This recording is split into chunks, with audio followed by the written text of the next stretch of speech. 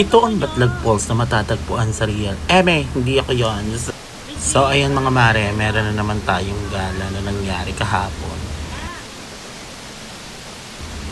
Ayun na nga, syempre bumalik nga yung NCAP. So, ang balak ko lang sana that day is mag-NCAP loop ako. Ayan, post ako niyan. Kaso walang bet yung Moinda, kaya naggala na lang ako.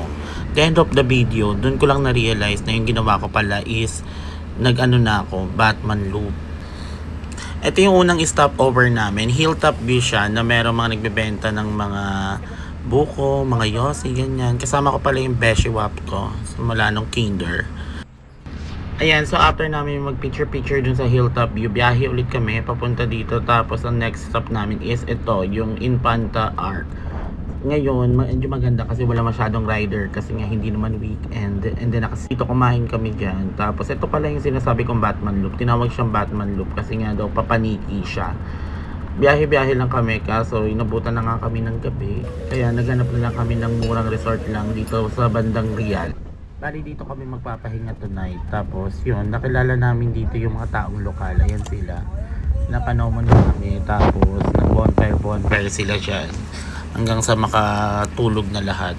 Actually, okay din yung bonfire na yan kasi napakalakas ng hangin dyan, ang lamig-lamig.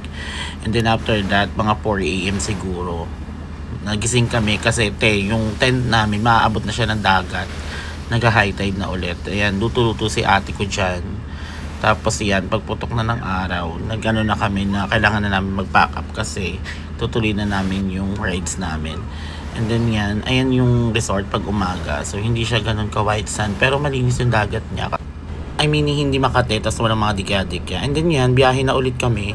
Tapos dito, nadaanan namin dito yung ibang riders. So mag-aano pa lang sila, mag-check-in pa lang sila, naghahanap sila. Gusto nila sumama sa amin. Kaso nga lang, pauwi na kami. And then ito yung naging side trip namin. Kasi may nagturo sa akin, sabi, meron daw ditong falls na walang trekking. Alam niyo naman yung bakla. Ayoko ng mga lakad-lakad na yan. So, pinuntahan namin siya. Tapos, grabe, nagulat kami kasi ang ganda niya. Tapos kami lang yung tao. Nangyari para namin nirentahan tong ano na to, talon na to. Ang ganda niya, Balagbag Falls yung tawag sa kanya. Bali, parang 5 falls siya na ganyan. Pwede ko makyat dun sa taas. Kaso nga lang, that time, kasi kami lang dalawa. Takot pa kami kasi nga, ang lala ng bagyo, diba, nung papunta na kami dito. Kakapanood namin Jessica Soho. Syempre, may mga nalalaglag-laglag na bato. Kaya hindi rin kami masyado nagtagal dyan. Siguro mga 10 minutes lang kami dyan nagpanlaw. And then after that, umahon na kami kasi lumalakas na yung hangin. Ayaw naman namin maging kwento, te. Tapos ito yung ano niya, kapag papunta kayo dyan sa Balagbag Falls. Ganda dyan, konti lang yung lalakaran. Talagang natakot lang kami. Kasi kami nga lang yung tao. Tapos ayan, may bagyo. And then pauwi na kami na Manila. Dinaanan namin tong family sa Laguna. Sa mga sinuloan, ganyan. Tapos and then, ito, pa-shoutout daw sila. Kaya ayun, sinigawan ko na lang sila. Wah! Mababait yung mga yan, guys.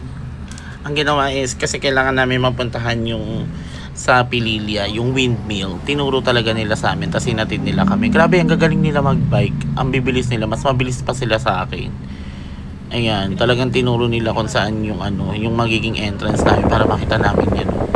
Grabe, ang laki niyan. Ayan lang yung Giso Life talaga na gusto kong makamit. Uwian nyo ako niyan. Charot. Tapos yun, punta na ulit tayo ng Metro Manila. Kasi tingin nyo ba mahuli ako? Kasi tingnan mo, nag-orange. Tapos tuloy-tuloy pa rin ako. Antay na lang tayo ng ticket ng MMDA. So that's it for this gala. Bye-bye guys!